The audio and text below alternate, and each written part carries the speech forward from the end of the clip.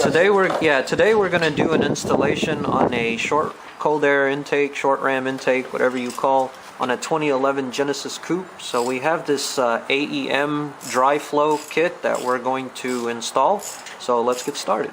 Okay, first how we're going to start is we're going to undo these clips here like you're going to service your air filter, just to get that off.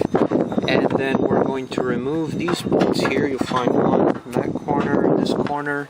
I believe there's one in the back. Let's get a shot right in there where my finger is pointing to. So that's going to be our first step. Okay, go for it.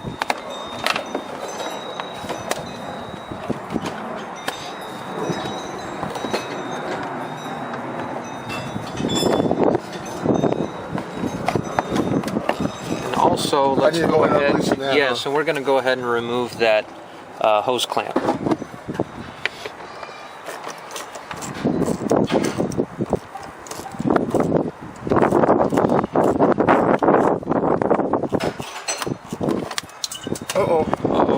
I think you took it off too much, but that's fine.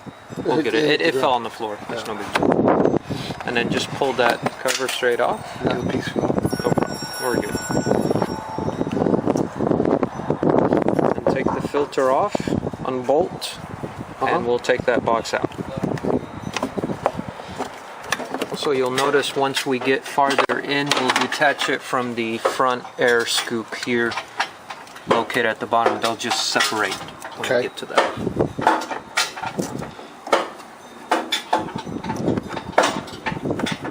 Have the box out. Next we're going to detach the snorkel. So what we'll want to do is remove these two air hoses. Where's the needle nose you have? The needle nose, it's right there. Now in an automatic, you'll notice that this hose will not be here, so don't worry if this is missing on yours. On a 6-speed, this hose does exist. So this model is a 6-speed. We're going to take both these air hoses off, and then we will undo the hose clamps down in there right before the elbow on the turbo. I got this sucker. Here, I need to get over here.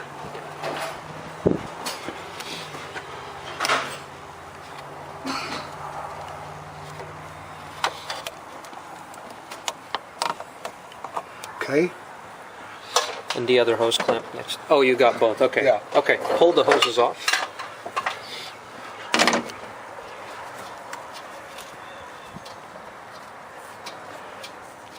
Oh, that's easier said than done.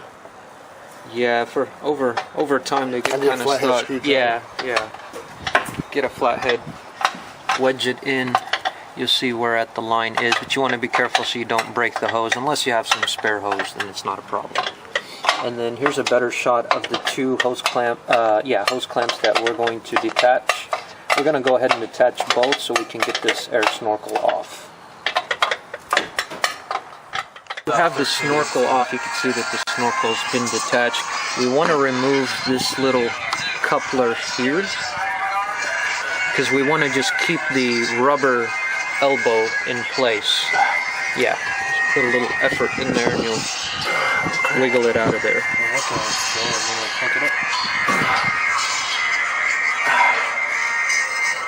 That needs to be loosened a little more. Yeah.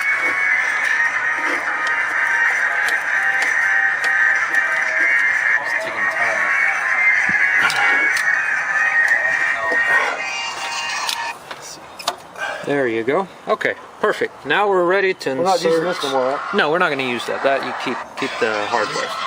But now it's time to insert the metal tube. So bring that metal tube over here.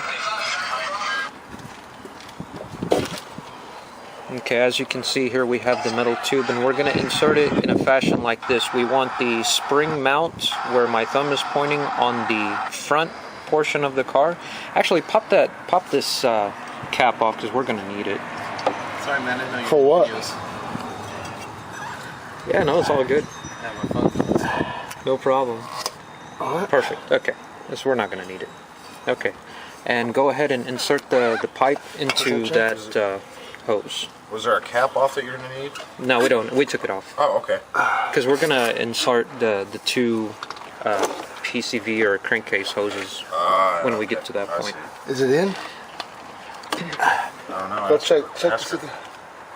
I know, right? I may not be able to dig Yeah, that. no, that should be. I may not be able to dig that deep, but I'll burn it inside. Honestly, I wasn't looking too well, but just enough to where we can get the hose clamp to actually hold on to Okay, is it. that I on think pretty it good? should be. That feels tight, dude. It's on there. Yeah, I think you got it. I think you Yeah, got got it. it. Go ahead now and tighten up that hose clamp at the bottom. Better go under. Yeah, I went from the top, Jay. I just had to bend it up, you know? Yeah, the hose kind of gets in your way with the clamp unless you remove it around.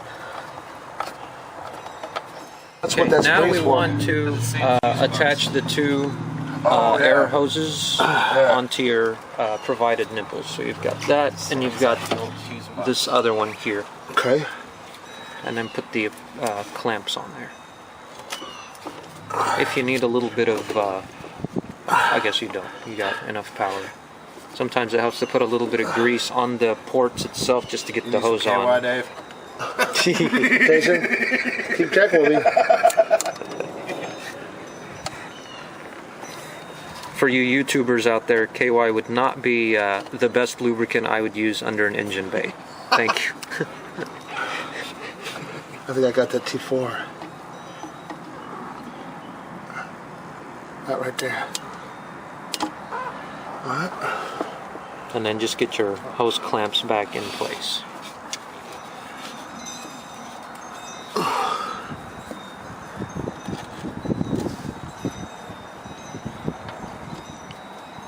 Man, they make it easy to get to the plugs. I mean, all your plugs are right here on the top. Yes, right. Man, it's Hey, so Jason, simple. you remember, Yeah. you still golf, don't you, Jay?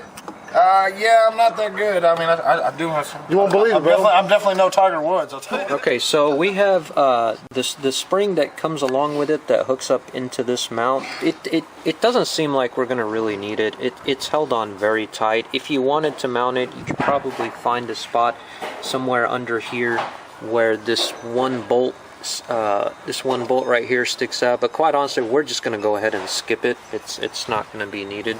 So now at this point, we're going to install the cone filter into the air intake. So just slide the cone filter, make your adjustments as needed, and just tighten it down. Once you have just have it wrapped around very well. There we go.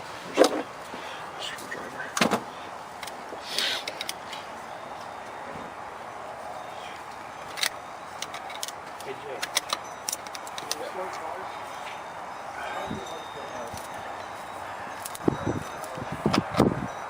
Get it under nice and tight, but not overly tight.